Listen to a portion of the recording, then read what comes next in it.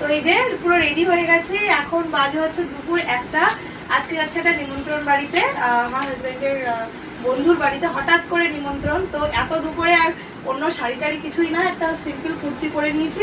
আর সব থেকে বড় কথা, বাবুর বাবাও যাবে না, সেই জন্য আর শাড়ি পরার হ্যাপাও নিইনি।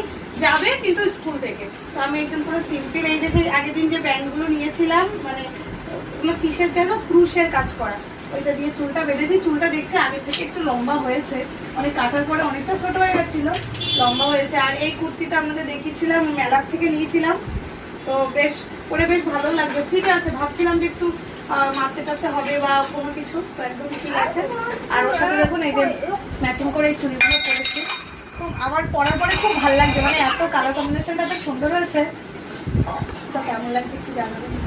আর আর সব থেকে বড় কথা, আমার গপুকে কেমন লাগছে এই জামাটা পরে? গপু দেখাও তো কেমন লাগছে গপুকে।